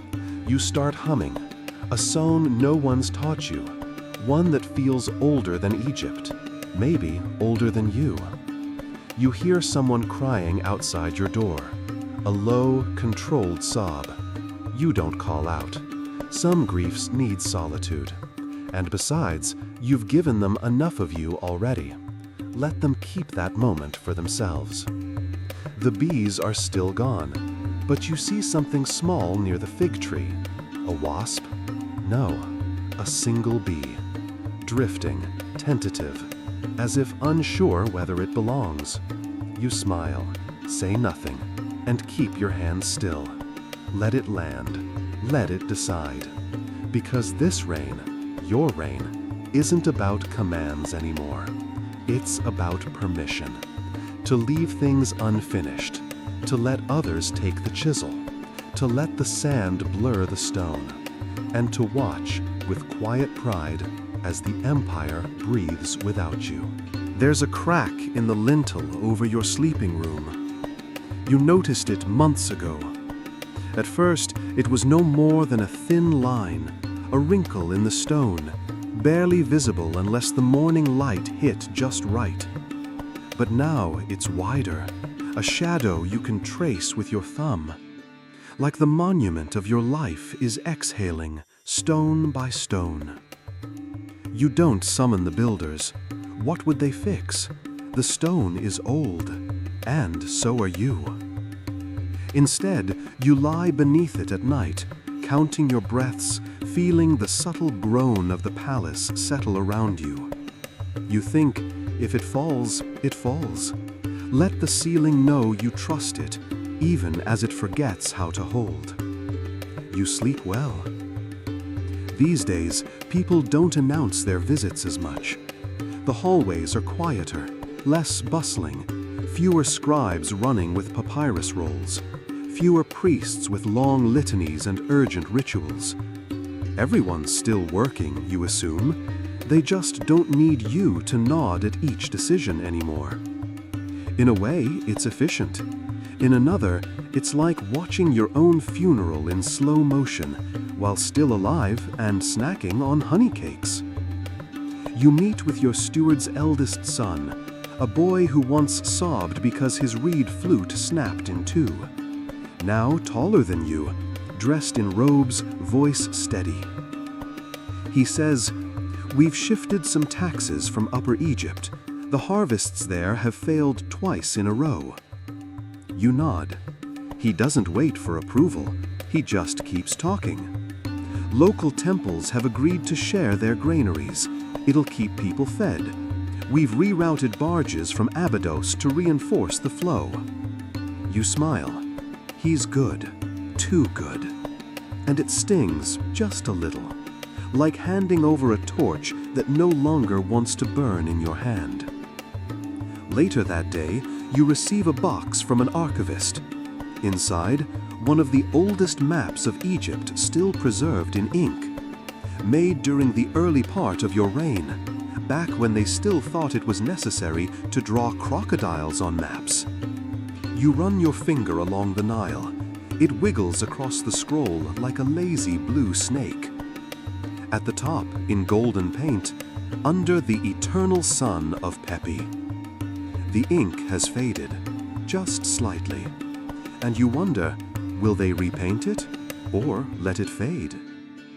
Historians still argue whether Egypt's collapse into smaller kingdoms during the first intermediate period was inevitable or hastened by Pepi II's ultra-long reign. Was it his absence of strong heirs, the length of his life, or the fact that no one could remember a time before him, and so, when he passed, they forgot how to rule without the idea of him? In your case, you think it's all true, and none of it. Because an empire isn't a thing, it's a rhythm. And eventually, every rhythm falters, even the heart's. A group of singers passed through the palace one evening, from the Delta, not official court musicians, just travelers caught in a summer dust storm. The guards give them shelter. Someone asks them to sing. They do, softly at first, then stronger. You listen from behind a lattice screen, unseen, and they sing your name, but not in praise, in memory, as if you're already gone, and you realize they think you're dead, that the Pepi they sing of is an ancestor, a figure from story, not breath. You don't correct them. You just close your eyes and listen. The melody is beautiful. You wake to find a cat curled at your feet. You don't own a cat. No one knows where it came from. It stays for days, doesn't purr, just watches. Sometimes you feel like it's taking notes. Maybe one day it'll write its own scroll. Lives of Men as observed by Bastet's emissary. You'd read that. The high priest of Ra visits you unexpectedly. He bows low, lower than usual. He brings bread, salt, and a strange gift, a small carved figurine of yourself, arms outstretched, wearing the crown, smiling. You ask, "Is this for worship?" He replies, "For remembrance." You look at the figurine. It's not accurate. The nose is too long, the ears too wide, but it captures something truer, something not even the official statues got right. You keep it by your bed, not as a relic, but as a mirror. You're invited to one final festival in the city of Thinis. They say it will honor your reign, a farewell of sorts, though no one uses the word. You travel slowly. No great barge, no golden throne, just a small boat. You sit under a canopy, watch the riverbanks slide by. At one village, children throw lotus flowers toward you. At another, a man holds up a slab of bread, weeping. It's oddly moving. You reach Thinis at twilight. There's music, torches, a low, rhythmic chant that seems to rise from the very earth. And at the center of the gathering, a giant sun disk, painted wood, spun slowly by hand, catching firelight and tossing it like scattered gold. You are led beneath it. They chant your names, all of them. You've forgotten half. You whisper along anyway. You don't give a speech. You don't sit on a throne. You just stand under the disk. Let the light flicker across your skin. Then you walk away. No procession, no farewell, just sand under your feet and a sky that refuses to end. That night, you sleep in a modest chamber. No guards, no servants, just silence. And the faint scent of frankincense from the temple down the road. You dream of bees again. This time, they return. Not in a swarm, but one by one, quiet, determined, rebuilding. And when you wake, your room is filled with morning light, soft, unbothered, as if even the sun has started moving on. You forget your name for the first time. Not the short one everyone uses, that's still there, but the long one, the one the priests carved into temple lintels, the one painted in golden ink across the scrolls, the one with gods and stars in it. You try to recite it. You get through the first 4 words. Then it crumbles in your mouth like old bread. You sit very still. Let it go. Because maybe names aren't meant to last, not even yours. And maybe the sun doesn't need a title to rise. You wander the palace more often now. Not for meetings, not for ceremony. Just to see it one last time. The hall of pillars with its faint blue pigment still clinging to the stone like memory. The courtyard where your first said festival drums pounded like your heart. The basin where crocodile dung was once mixed into royal sunscreen, remember that? And the little alcove behind the garden wall where 2 gardeners carved their initials into a sandstone block 80 years ago, still there. You laugh when you find it, because the block says, Senu was here, Neku was late. Historians still argue whether those small, unofficial markings are acts of rebellion or just harmless graffiti. You think, maybe they were just bored. Or maybe they loved the garden enough to claim a piece of it. Maybe that's all any of us want, to leave a scratch somewhere and hope it stays. You eat less, not because you're ill, just because food feels like a conversation you've already had. You nibble a bit of honeycomb, let it melt on your tongue, then leave the rest. Your sandals don't fit anymore. Your feet have shrunk. Or maybe the leather has grown proud in your absence. Either way, you go barefoot. The stone feels cool, comforting, real. The steward's daughter visits again. She brings Goat, the clay bird, now painted with river reeds and little pink feet. She climbs onto your couch and hands you a folded papyrus. It's a picture of you.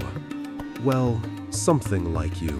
Round head, stick arms, massive crown, 4 bees buzzing around you like confused storm clouds. You tell her it's perfect. She says it's not finished. Then she adds a 5th bee. You ask why. She shrugs. Felt right. You consider this. Sometimes 5 bees is just what's missing. She asks, are you still king? You think about it, then say, maybe. She says, I'd be a good king. I'd make everyone eat figs every day. You say, that's wise. She nods solemnly, then steals one of your dates and vanishes. The high priest sends another message, this one shorter. Do you wish to begin funerary preparations?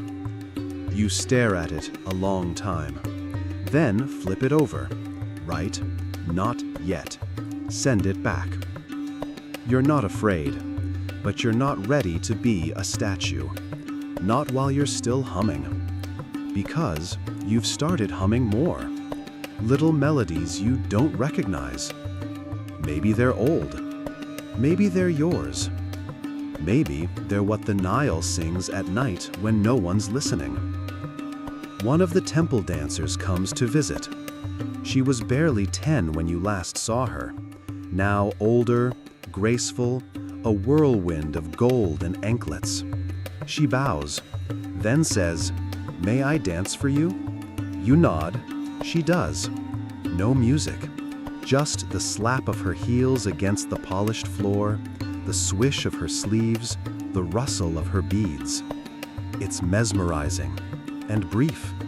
She bows again and says, "That was for your birth." You blink, not death? She shakes her head. Birth again, somewhere else. You feel a lump in your throat, because that's the nicest thing anyone said all week. You ask her name. She tells you. You repeat it 3 times, then promise not to forget. And you don't. That night, the stars seem closer, like they've moved their chairs toward your fire. You lie in bed, hands folded, eyes open, counting constellations that don't have names yet. You wonder what future stargazers will call them. Probably something like the farmer, or the jar that always spills. And maybe, just maybe, one will be called Pepi's Sleep, a quiet corner of sky where no comet ever rushes. The steward's son visits again. His robes are heavier now. So are his eyes. He doesn't bow. He just sits beside you, says nothing. You say nothing. Sometimes that's the most royal thing you can do. He finally speaks. The taxes are holding. There's peace. Mostly. You nod. He adds, "You could leave it to me." You nod again, and he says, "Thank you." Then he walks away, and something invisible passes from your chest to his, like a slow exhale. In the courtyard, the bees return. Not a swarm, just 3, then 6, then more. Someone lit incense. You smell cedar, and lotus, and home. You walk to the edge of the palace grounds, past the acacia trees, past the old stone marker where your mother once placed a garland of white flowers the day you became king. It's still there, faded, but waiting. You sit beside it, place a small clay bird next to it, goat's twin, carved by your own hand last night. Not perfect, but it felt right. You speak aloud, not to anyone, just to the wind. You say your name, all of it, slowly. It returns to you in pieces, like a song rediscovered, like breath after holding it too long. And when you finish, the wind answers back with silence, the kind of silence that listens and holds. At the door of the palace, the bees return, not a swarm, just 3, then 6, then more. Someone lit incense. You smell cedar, and lotus, and home. You walk to the edge of the palace grounds, past the acacia trees, past the old stone marker where your mother once placed a garland of white flowers the day you became king. It's still there, faded, but waiting. You sit beside it, place a small clay bird next to it, goat's twin, carved by your own hand last night. Not perfect, but it felt right. You speak aloud, not to anyone, just to the wind. You say your name, all of it, slowly. It returns to you in pieces, like a song rediscovered, like breath after holding it too long. And when you finish, the wind answers back with silence, the kind of silence that listens and holds. The morning is soft. Everything in it moves slower. Light seeps gently across the courtyard, not with urgency, but with a kind of kindness. You wake before the birds, before the workers, before the sun fully lifts its head.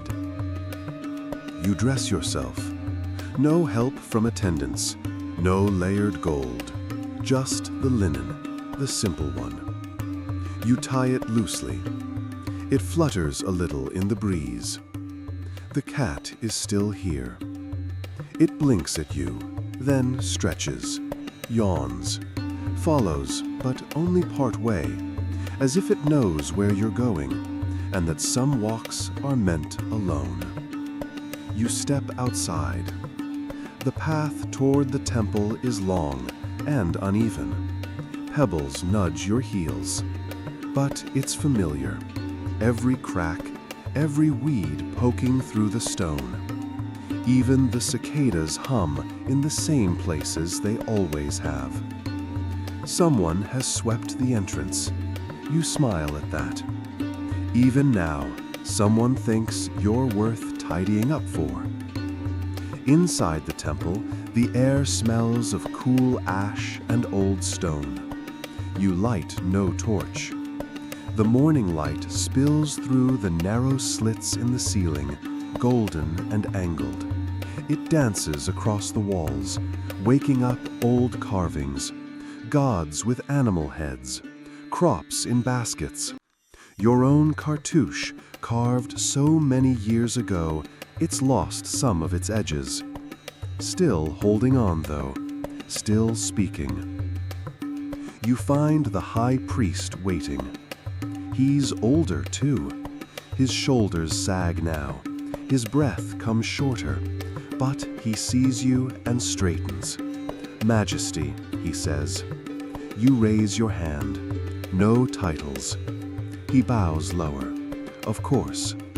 You sit on the old platform near the altar. Not the king's seat, just a block of stone. It's cold, then warm. You listen as he begins to speak. It's not a prayer, not exactly. It's a list of things done, things remembered. Pepi, son of Merinre, who ruled beyond reckoning, who opened the southern quarries, who honored the gods, who filled the granaries, who outlasted the priests who crowned him. The words come gently, not boastful, more like a lullaby.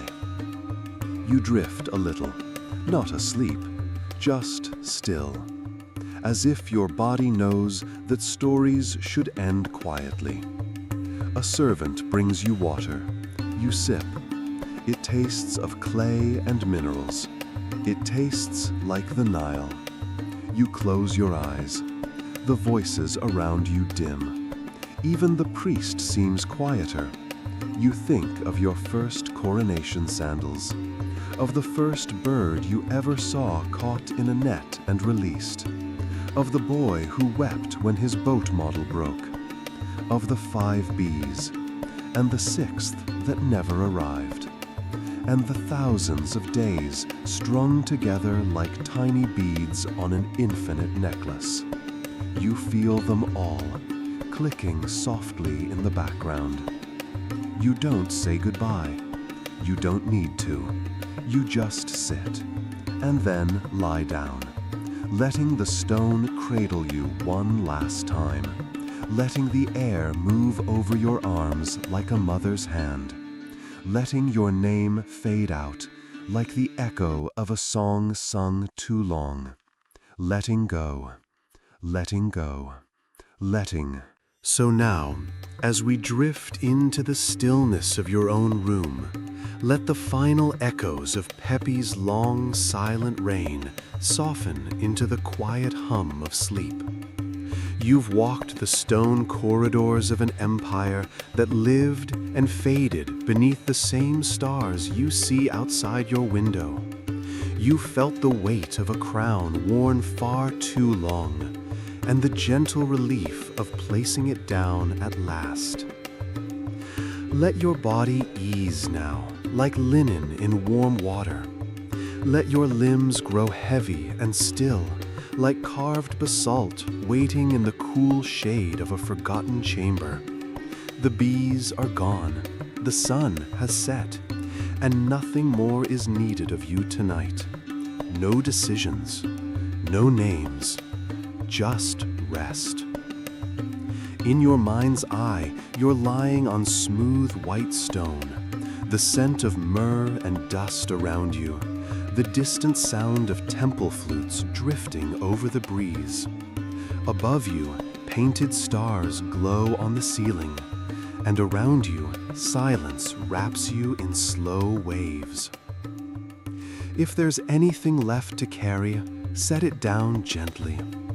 If a thought flutters by, thank it and let it go.